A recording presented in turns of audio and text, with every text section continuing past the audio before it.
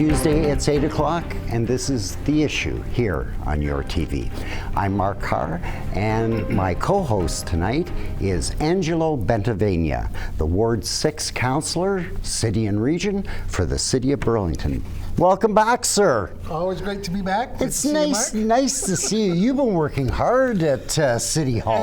Well, we're all working hard. Yeah, but you in particular. You in particular. And you've brought some very, very special guests today. We are going to have an excellent show this evening, and I'd like to start off right away with introduce them. We have three guests. Lorraine Woodley. Lorraine lives in Burlington with her husband. She has two grown-up children. She's had 3 strokes in 2011 and was hospitalized for about 6 months. Yeah. And lives a very busy life, I understand, including sitting on the board of directors of Aphasia and for the Halton-Peel community group, right? Yeah. And volunteers at the hospital and works with people with who've had strokes in the past. Yeah. Okay. And then we also have Carly Woods here, Carly is a speech language pathologist who works also with the Halton-Peel community and aphasia programs, running conversation groups in a number of communities, and works very hard with this group, and she will learn a little bit more about what she does a little later on. And we also have Debbie Maraldo. Debbie lives in Burlington with her husband, has a daughter and a granddaughter and a son. And before her stroke, Debbie worked as a publishing medical journals, publishing medical journals. So currently she's an active member of the British Sports Car Club. Well, that's pretty interesting. I gotta talk to you after the show about that.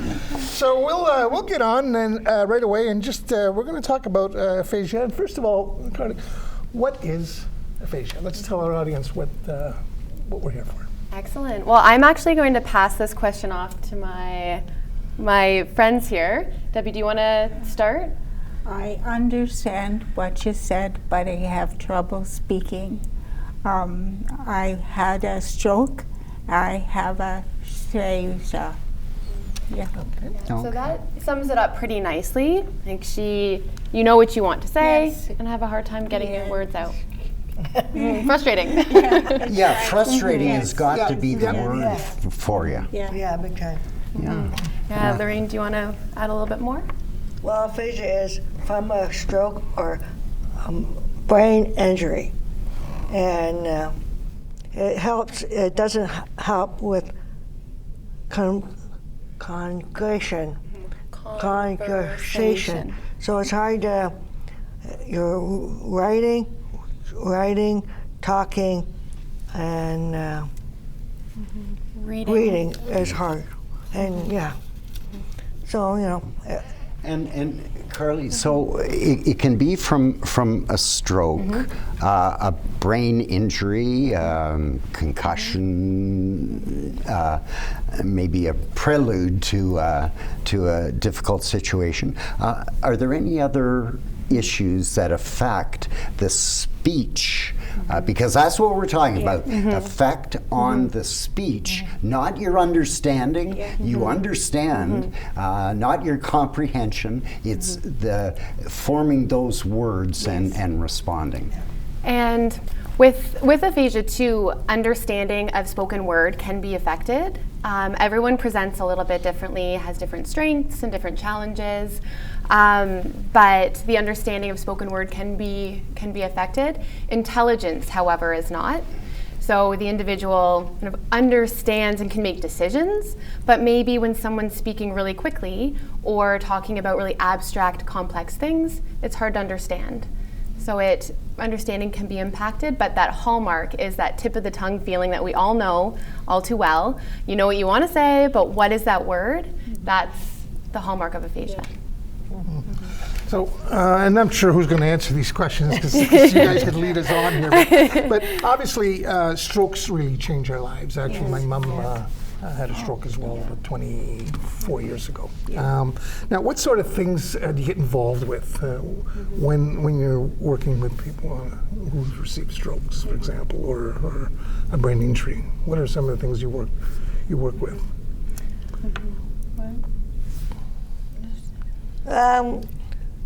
I'm sorry, wait.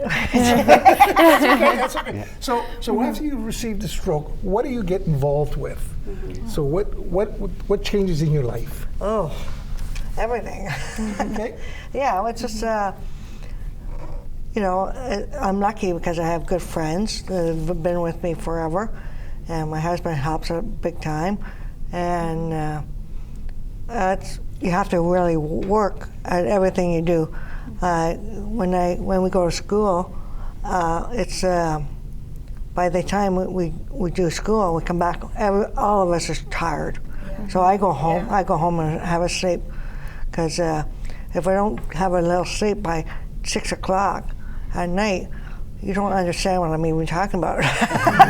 Oh, really? Yeah. So When I get up in the morning. Yeah. So it's if I understand it correctly, it's that connection then between you being able to voice something and not understanding or and so on. That's all. The intellect is still there, but it's that broken connection. Yeah. How do you even go about identifying how difficult that broken connection is, Carly, and teaching people to avoid that connection, and so they're able to communicate better? That is a great question. We, with communication being impacted, and we rely so much on communication to get our needs met, to connect with people socially, feel a part of the community. And so there are a few different ways I can answer this question. One amazing thing about the brain is that it's plastic.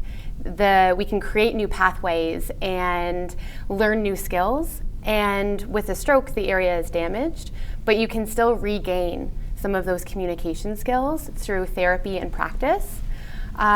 Within our groups, we use supported conversation approach strategies, where, if you've noticed, I have all these things with me. And Debbie has her notes, her script. That she's prepared, so writing things down really helps her. Some people will point to pictures. We have different resources here to help take the pressure off. So if they're talking about what month is your birthday, you can start narrowing it down, because but it's hard to get that word out. And you're detouring around the difficult or the broken area of the brain, and trying to establish those communication networks once again. So it's almost like a young child learning. In some ways, it's okay.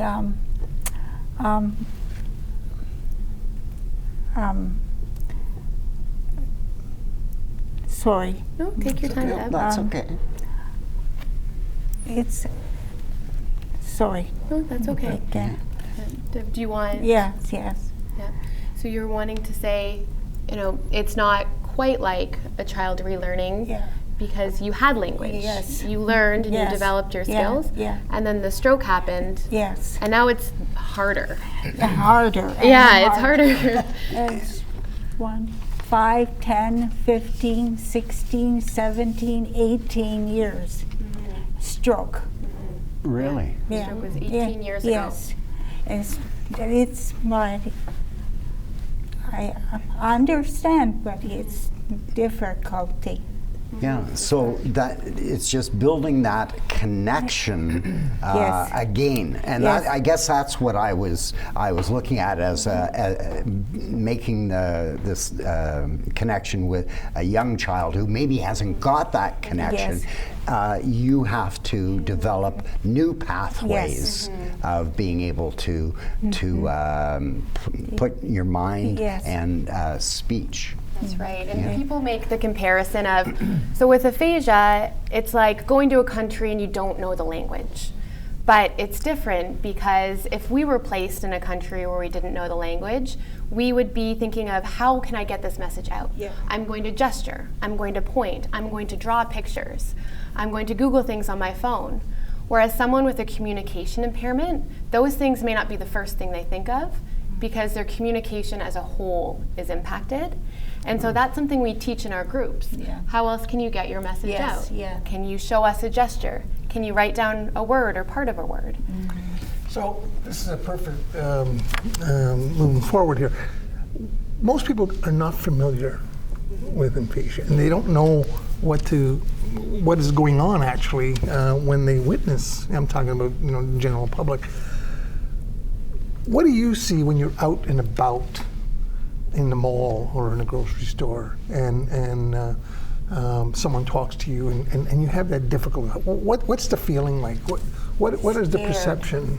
Scared and nervous and nervous. Yeah. And do you communicate somehow to the individual that you're talking to that Yes. that you have what you have, and Speaking and these words and syllable. It's really good, but it's sorry. That's okay. That's okay. That's understandable. That must be very frustrating, Debbie. It's right. You know what you want to say, but it Yes. just won't come out. Yes. I've done that many times looking for words, and I've done it right here on the program. So, Well, typically, people will see. For example, I'm seriously profound in hearing, so I have a problem really hearing. So, but I could tell someone that right at the outset. Yeah. Yeah. So when I say, "What'd you say?" They'll understand that. That's the difference. That you go through each and every day, and that's like when we talk about the frustrating part. I learned from the last conversations we had months ago. I didn't realize this, but at home my wife will finish my sentences for me, Yeah. right? And and she does a much better job. talk to us about what you do, that you don't really go and finish those sentences, even though we know sometimes what we want to hear, what they're going to say. You don't want it that. You want the process to happen naturally. Yeah. Can we talk about that a little bit? Yeah.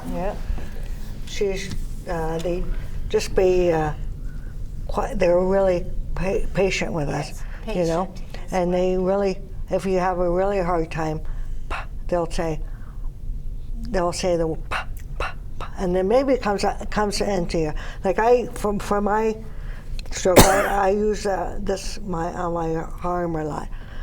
For saying a car, if I can't get the car out, I put a C on there, and then maybe the C might come up saying a car. You know what I So mean? you go through the process Yeah, I of do, driving, yeah. and then associate that with the word. Yeah. Interesting. Or tracing the letter. Yeah. Yeah. And a lot of goes when, like when we go to, I don't know, Debbie, but when I go to a restaurant, I have no problem saying, I have aphasia. So be patient with me. Or I'll say, I have cars, I say, give it to them. And most people are really good, That's great. Really good too. Yeah. But do they understand? Because when Angelo first brought this subject up to me, I said, what the heck is aphasia? I had no idea. So if somebody passed me a card and said that you had aphasia, I really wouldn't have known what it was. And that must be hard as well. Yeah. Well, yeah, the biggest thing for us, right, like today, we want to let people know what aphasia is. So we've gone to banks, to the police, to City Mall. We went to all places, restaurants, and so they at least, when you have someone who has aphasia and you give it to them, they understand. Now they still think about it. It's what it is, Yeah. Good. So that message is getting out to the Yeah, general public, yeah. but not this general public until Angelo mentioned it and started going through it, and that's why he wanted to have you three as guests, and I just said absolutely because I want to learn more about it. Yeah, well, they say there's only 5%, 5 point whatever, that don't know it aphasia. That know it as aphasia.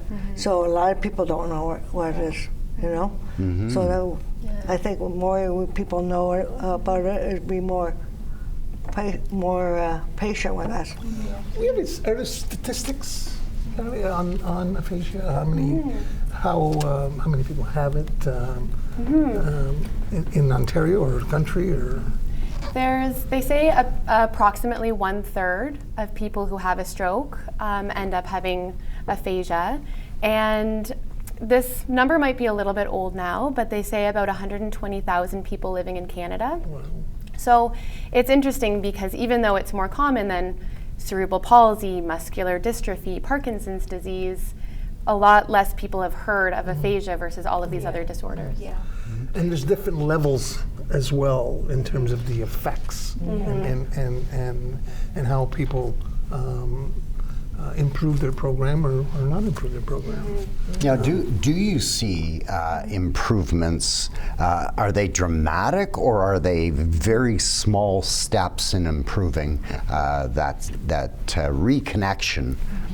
It all depends on the individual. There's so many factors that come into play when we're looking at rehabilitation, but do see improvements. And within our groups, it's community-based, so some people are several years post-stroke. But we do see those improvements. You see the fastest improvement right after their stroke, but research shows, and anecdotally I've seen, that over years people can continue to gain skills and work on their communication. Well, I guess you must deal with the brain and the chemistry in the brain.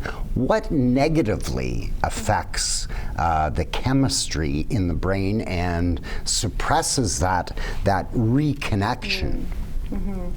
So you're wondering what impedes improvement or impedes rehabilitation. And in terms of chemically, I know more about kind of environmentally. So looking at things like motivation. Motivation after a stroke can be impacted just because of the changes in the brain. So if somebody is depressed or not very motivated, not wanting to do or able to do more homework or sustain that, then that is a barrier, as well as access to therapy. We're fortunate to have funding from the government, but other services are fee-for-service, and that can be quite expensive, as well as family support. Yes. That is huge in someone's recovery, and the kind of extent and location of the damage in the brain, as well as the type of aphasia. So there's a lot of balls in the air when it looks to making progress. Yeah. Like for me, I think a lot of things, when I had my stroke, I couldn't walk, I couldn't talk, like I can't say but bad words, but I'm good now. And for me, the best thing I did was talking. So my speech is a lot better because I talk. And you practice. Oh, yeah. And practice. Practice and practice. And it's And fine. it starts to come. Yeah, fine, but it's I understand, but it's not possible. But it's growing and growing and really good. So Yeah. little bit by A little bit. a little bit, yeah. Good. So Yeah. do you like to be amongst groups or individual? Does it matter? Or? Yeah, nothing matters. Okay. Yeah. And what about other things? Like, do you drive a car? No. A bus. Okay, Us, yeah. okay. And so what do you want the public to know about? I mean, what is the big thing you want them to know? I think a big thing is we want people to know to be patient with us. Let us get our words out, because sooner or later we'll get there by doing our things we have to do. Like I said, we are smart and we're the same. Well, you guys, you know, our lives are, they're different. That's for sure. Our lives, but it's still a good good life, you know. But it helps a lot because you have good friends and family. Yeah. Absolutely. Yeah. And just that understanding from people is what Yes. you Yes. what you want Yes. you want to get across. Yes. Like I find with my friends, we make it a game, you know. Yeah. We make it a game, and we just laugh all the time. That's good. Yeah. Well, that's that attitude that you were talking about, Carly. Positive attitude Yes. helps build that reconnection. Yeah. Well, when we first met, I mean, I never laughed so much in all my life when we were talking. But that's really the therapy that we're looking for. That positive Yes, feeling positive, that we're, you know, we're trying to have some fun. While we're doing this, it's the impact that you have on others as well, and so that's very good. So, Carly, go ahead. Oh, No, go ahead. I was just going to say, Debbie, it must be hard to maintain that positive feeling constantly. It's No? all right. It's what can you do? What can you do? Can I say one thing? Yeah. Well, Absolutely. Just one. I have to say, like I had a stroke in 2011, and I was going to Aphasia, and I didn't know Debbie, but we were downstairs at the Legion, and talking to her, and I was kind of no, I was having a bad day, you know, and I said, I don't like this. And she says, get over it. Get over it. Get over it. That's Yeah. a good attitude. And sometimes you need a good Yes. friend That's right. to say that to Yeah. you, don't you? Yeah. Yeah. I tell her all the time, but she tells me, get over it. Well, it must be very enjoyable to sit around and discuss Yes. aphasia with other aphasia Yes. Yeah. people, because there's a tremendous understanding, Oh, yeah. as opposed to somebody who like me, who has never heard of it before. And so I guess that group atmosphere really helps with that reconnection to the brain and speech pathways. Definitely. We hear that a lot when people come to group for the first time. Someone will be saying, I thought I was the only one. So it's so nice to have that sense of community, of a safe space Yes. where we go slow, we're patient, Yeah. take your time, we have strategies, you can have a safe place to communicate. And how would someone, maybe who has aphasia or knows someone with aphasia, how would they get in touch with you? They can go to our website, and we have a referral form there as well as our contact information, or you can call our program cell phone and you can speak to me, and we can talk about coming to visit, whether you have or have aphasia or know someone with aphasia. If you're just interested, you can come and visit and see what we do. But if you would like to look to join, you can call and set up an initial meeting with me, or fill out a referral form and fax it online. And what would you say, Lorraine, to people with aphasia to get involved with this, with the Halton-Peel aphasia programs? Well, we have a good time. We're all laughing, and we coming here. We have friends, going there, and I think I always say sometimes I think I'm not going to Aphasia, but they're friends, and I don't want to not go there. But it's I think sometimes for people that have a hard time talking, do they shut up? You know what I mean? I'm sometimes at the front of groups saying, hey, I hate to break this up, but we need to get started. So you mentioned that you get some funding from the government. What other things do you do to get funding? Or what other things are you working on, or any projects? Like how do you fund the program? Talk to us about that. Our biggest fundraiser is a walkathon that we do in June. This year it's held in Milton at EC Jury School, and it's on June 20th. So if you're interested in coming out, we'll be putting all that information out on our website and on our social media as well. But that's kind of our big source of fundraising. We apply for grants, and we also have other smaller fundraising initiatives throughout the year. We have an aphasia choir that has sang at some different events as well.